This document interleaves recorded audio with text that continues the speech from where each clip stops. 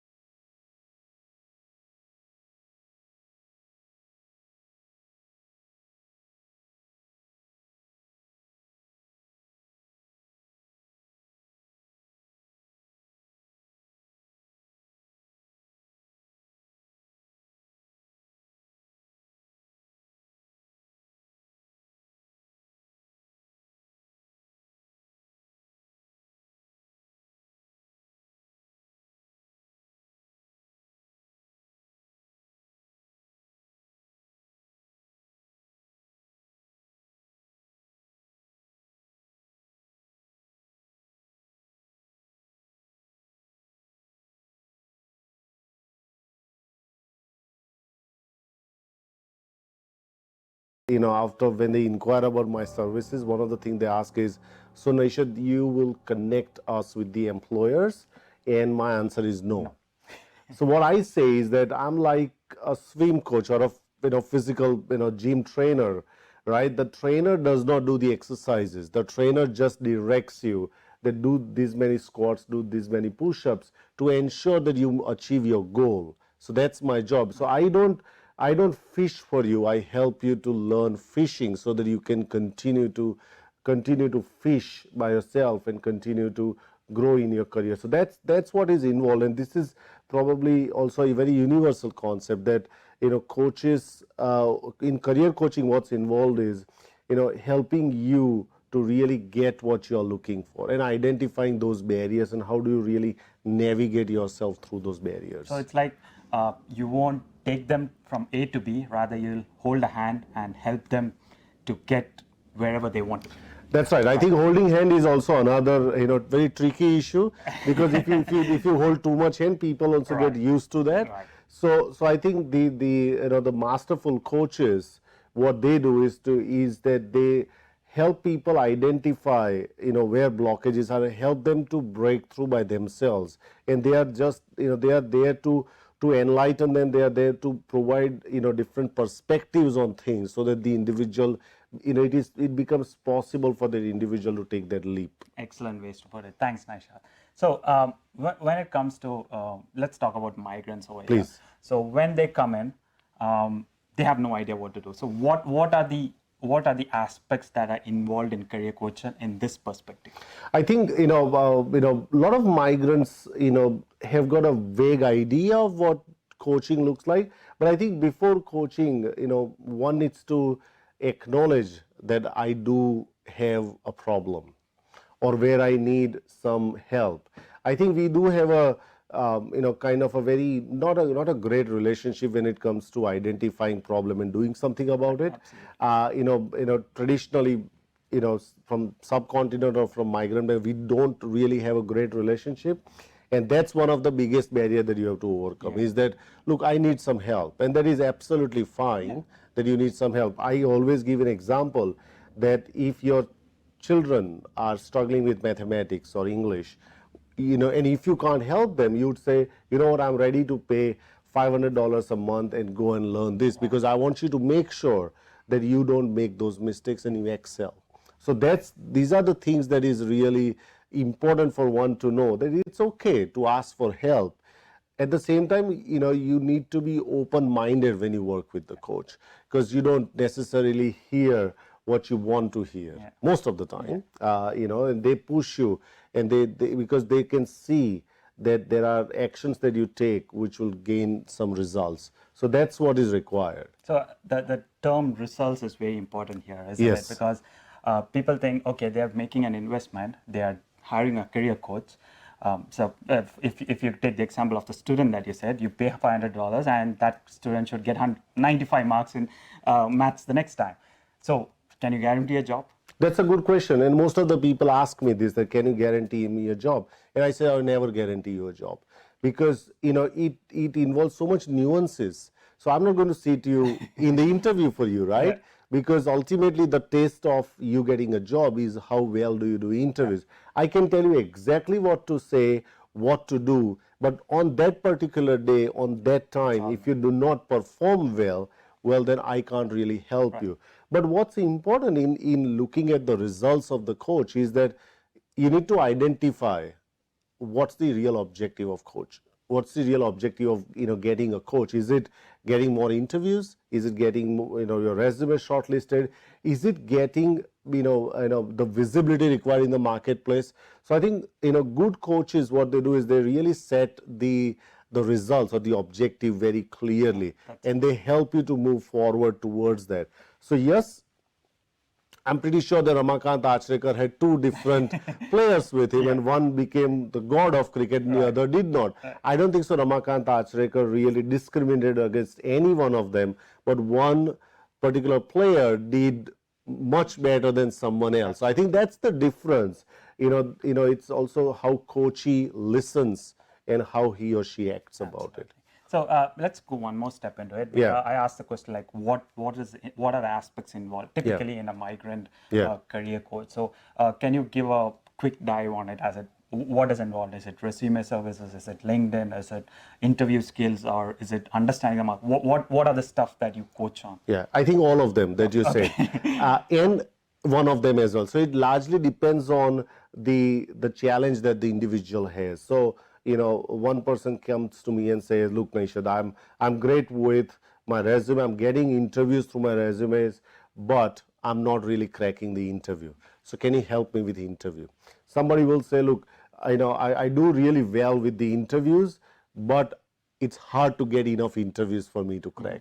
Or somebody will say, I'm not even getting anywhere, so help me. So I think it depends on the situation, and most of the coaches design a tailored program for them, which really helps them achieve that goal that they're looking at. That's a good way to put it. Now, yes, we have talked about a lot of theory on how this thing works.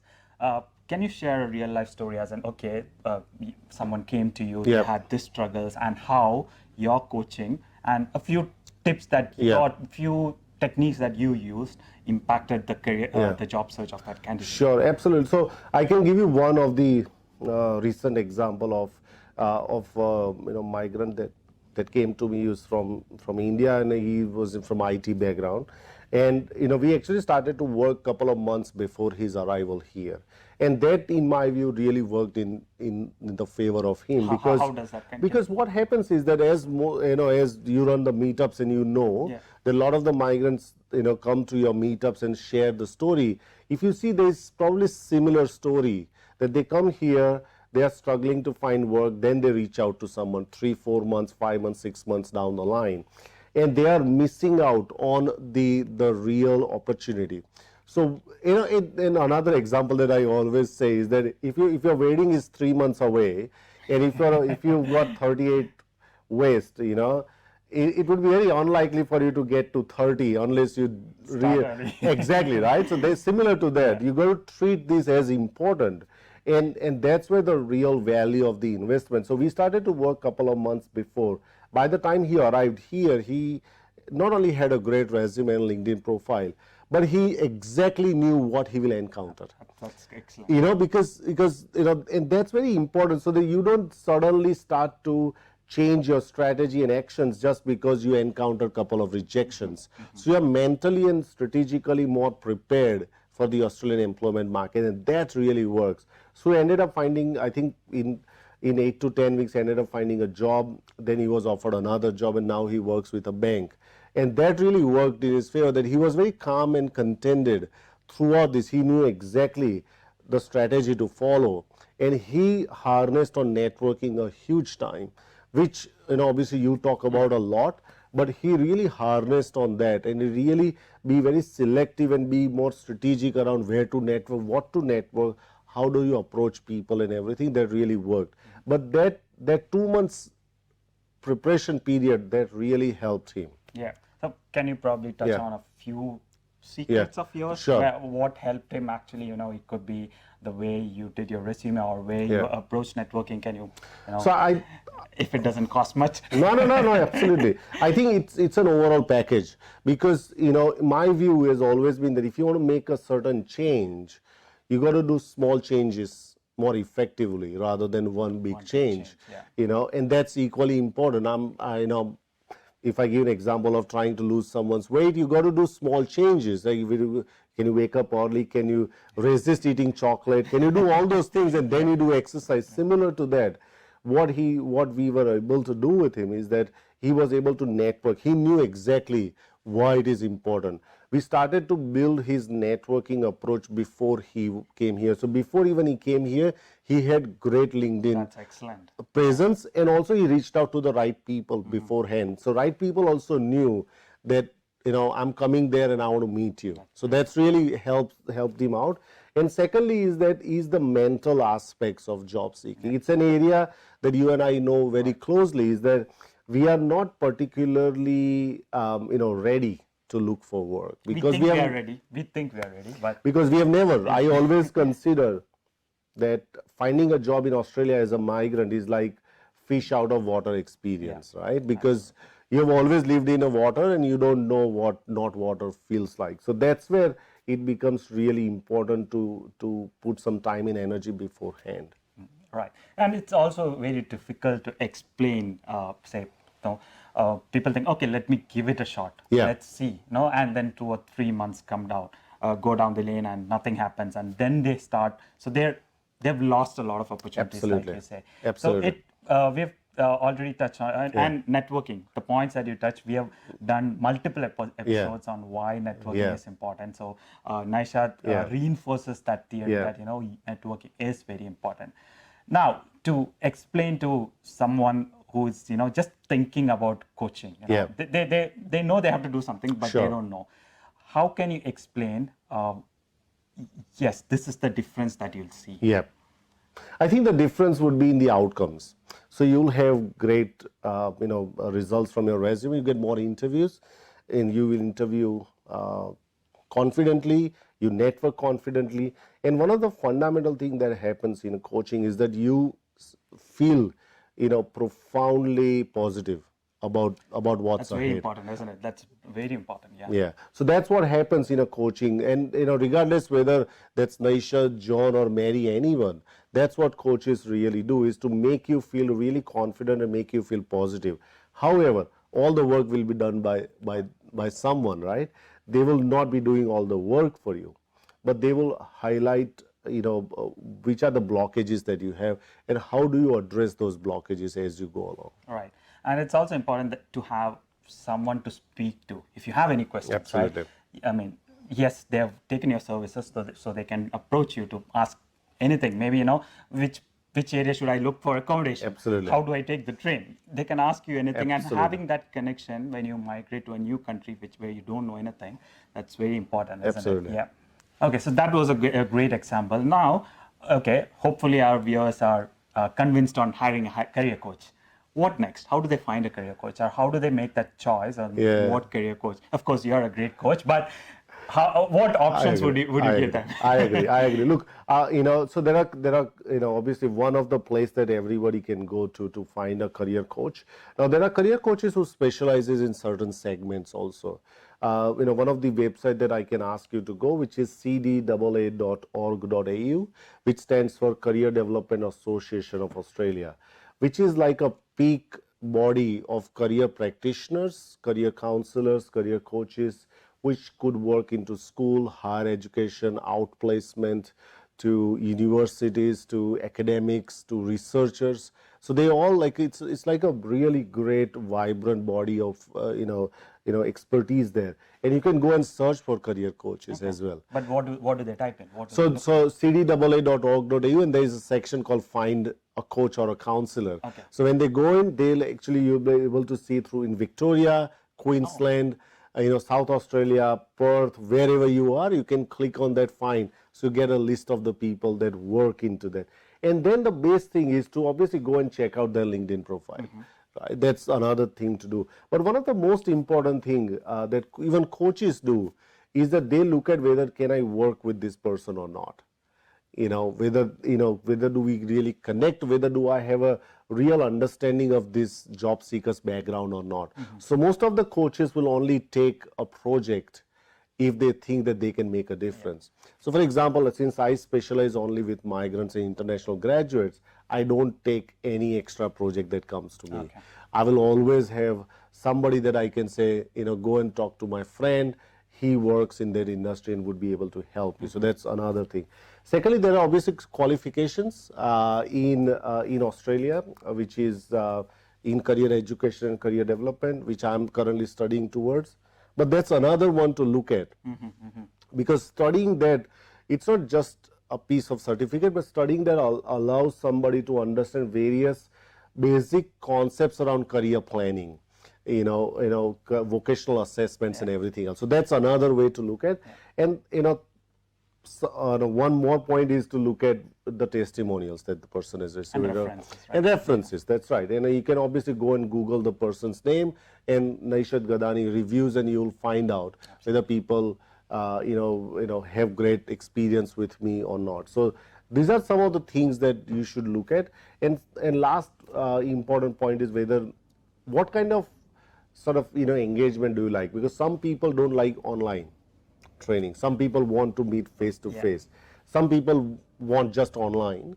So it also depends on what is your logistics. How is your sort of normal learning preference? So these are some of the things that's important. Good points. Thanks for sharing that, Naishadh. Now, coming to the ultimate question. Sure. Career coaching doesn't come cheap, isn't it? No, it doesn't. But, people always hesitate when it comes to personal development or coaching. They will spend a lot of money on certifications, technical certifications and stuff like that. But when it comes to career coaching or personal development, they always, like, I can do this, or let me give it a shot and see what happens. And if it doesn't happen, it works. So, and especially for migrants, with the currency conversion, it becomes a huge amount. So how do you, what reason would you give them to make that a good investment? I think the simple reason is that unemployment also costs. That's a brilliant way to put it. But can you elaborate on that? So if you're not working, let's imagine that you are an IT project manager who would make $100,000 a year, and by not working, you're actually losing every month approximately $5,000 to $5,500. That's what you're losing right now. So it's similar to that. It's about whether can you really put a price on unemployment. Yes, if you really start to count, you would, and that's the price of unemployment, price of inaction, I should say, more than we all, I've currently, I can give you an example. For many years, I did not go to a gym, right? Right? And what happens then is that either you get a doctor saying, no, Naish, you got to really go and work out. Otherwise, you're going to be, close to diabetic, close to having blood pressure. And that's the trigger.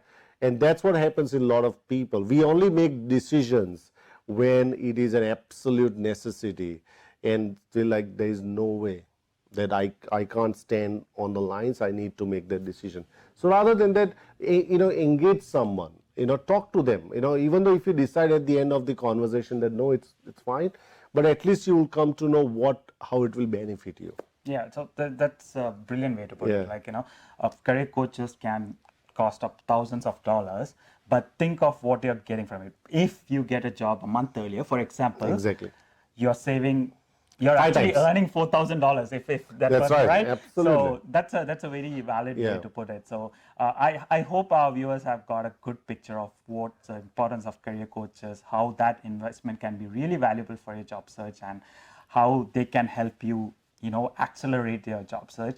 Thanks a lot, Naishadh, for coming today and sharing your views with us. If you have any questions, please write to us at careersaustralia@m4tv.com.au. That's all for today. Until next time, thank you and bye-bye. Thank you.